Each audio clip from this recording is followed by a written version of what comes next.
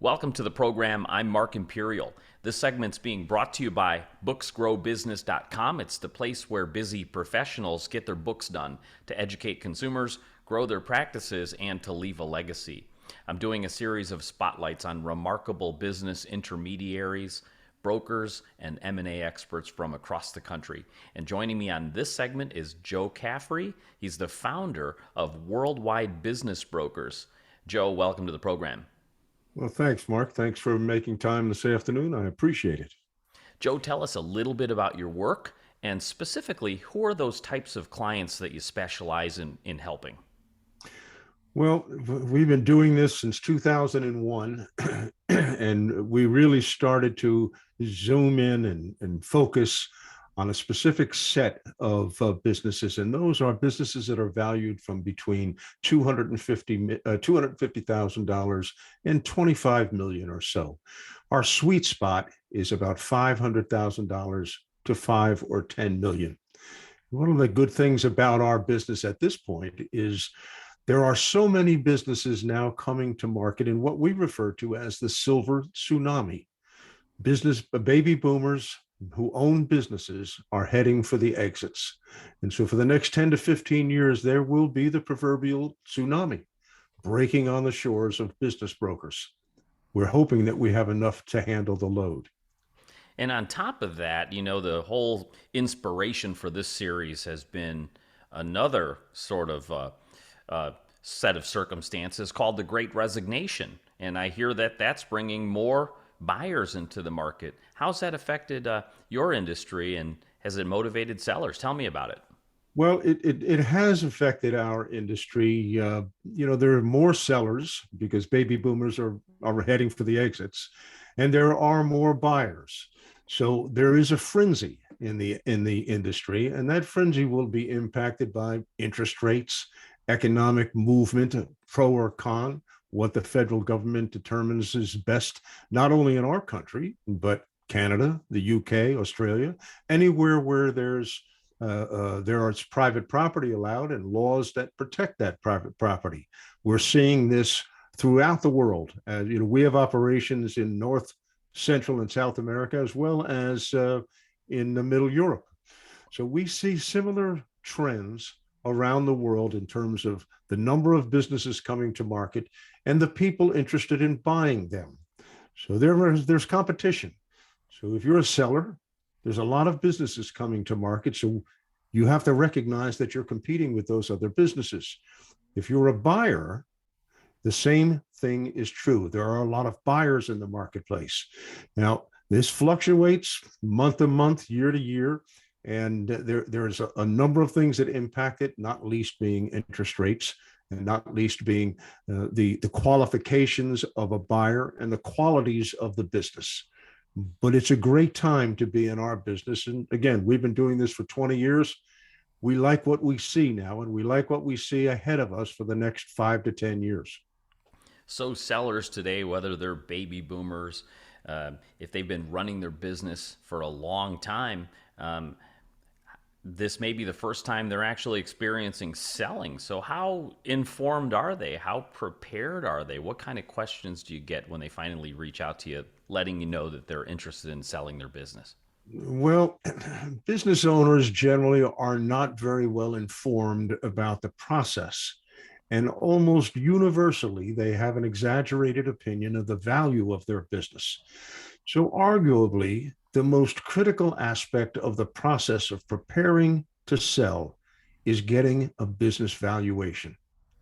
Now, there's a lot of business owners that don't want to go through that process, and we do it all the time, and we are generally the bearers of bad news.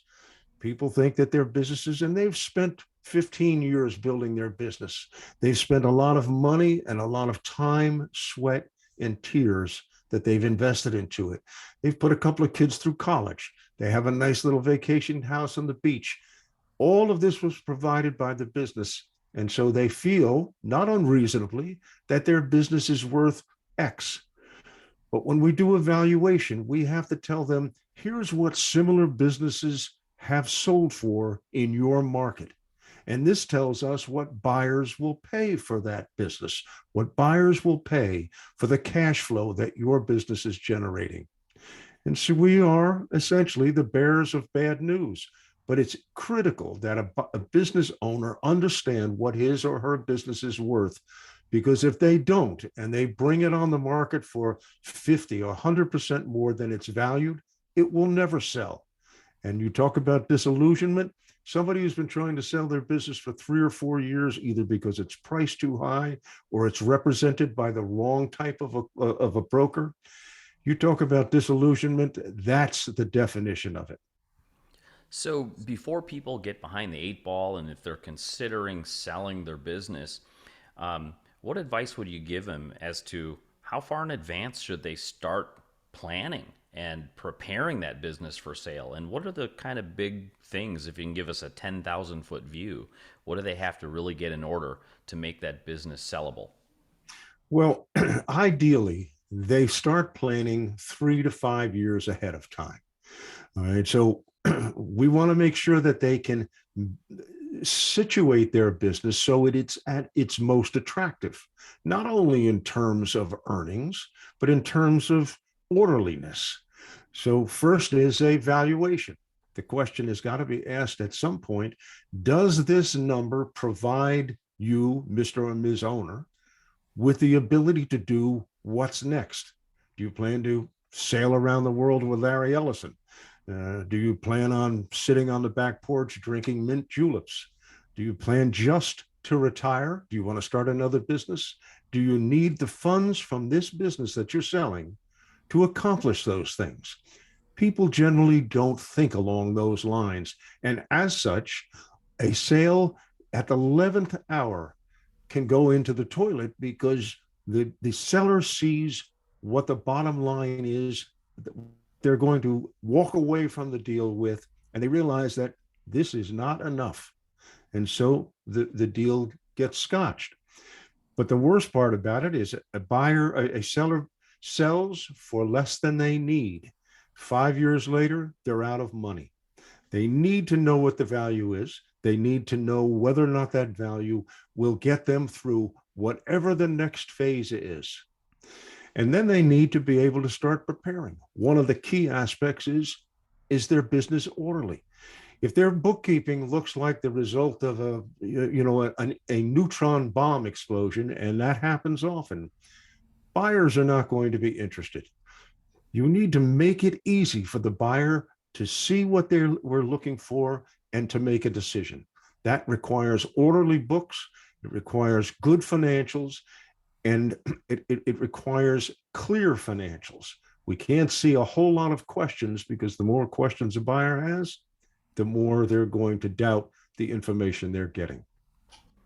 Joe, what inspired you to become a business intermediary and start Worldwide Business Brokers? How did you get started? Mark, that's a great question. We have a little story on our website in the About Us section that really gives a little bit of detail in this. I had started a business in 1991, and I sold it 6 years later. It was not for sale. It was not for sale. So the experience showed me that, of course, everything's for sale for the right price.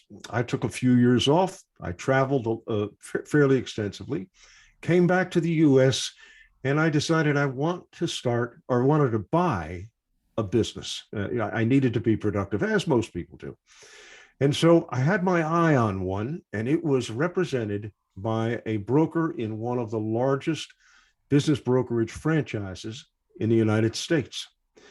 But the broker was so unprofessional, the experience unsuccessful, so disappointing, that I said to myself, I can do better than this if I find an honest and ethical business broker, which I did. And we launched Worldwide Business Brokers in the fall of 2001. I eventually bought my partner out, and I knew that if we paid attention to certain specifics, like honesty, integrity, and managing the client's expectations properly, we could do very well. And that's what we focused on since then. Joe, before I ask you my last question, is there anything that I didn't think to ask that you feel is important to share in regards to selling a business today or even buying a business in today's economy? Yes, specifically, Mark, proper representation. Sellers, for some reason, often think that their real estate agent can handle the sale of a business. It's been our experience, and we get calls all the time from real estate agents who have been trying to sell a business for 18 months or 2 years unsuccessfully.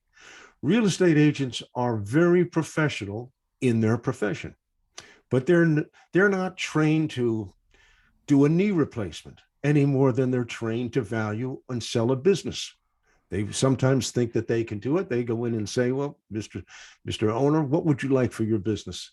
And the owner throws out the exaggerated opinion that he has of its value, and it never sells. So we get the call. The key thing here is twofold. First, business owners need to find professional business brokers who understand how to value and market a business. But the second thing is real estate agents are facing an unbelievable opportunity over the next 10 to 15 years if they understand how to value and market a business. They're the logical people that business owners would go to say, can you sell my business? And instead of just saying, well, yeah, why not say, well, yeah, but here's the process. We go through evaluation, how your books look, this, that, and the other thing, the step-by-step process that we teach. If real estate agents, just 1 in 100 understood how to do that, they would go from making, I don't know, $30,000, $40,000 commissions on a sale to $200,000 in commission on a sale. That's the difference. Joe, for folks listening now that are considering selling their business and they'd love to speak with you, how do they find you, connect with you, and learn more? Well, they could go to worldwidebusinessbrokers.com, and there are contact sources on that website, and that's the ideal way to reach out to us. So I may get the email, they may get a response from somebody else. We have a network of associates, licensees, and a network of brokers around the world. And wherever they are, we may or may not have a broker, but we can certainly handle their valuation and consult with them on how to make sure they get their business on the market at the right price with the right marketing to increase the likelihood of a sale. It's been an honor having you on the program. I really appreciate you taking the time out of your busy schedule to share with my audience today, and I wish you continued success for you and for all of your clients. Well, Mark, thanks a lot. I've enjoyed it, and hopefully we might be able to do another one in the future. Joe Caffrey, the founder of Worldwide Business Brokers. And this segment's been brought to you by booksgrowbusiness.com. It's the place where busy professionals get published and get their books done to educate consumers, grow their practices, and to leave a legacy. That's all for now. I'm Mark Imperial, and thanks for joining me.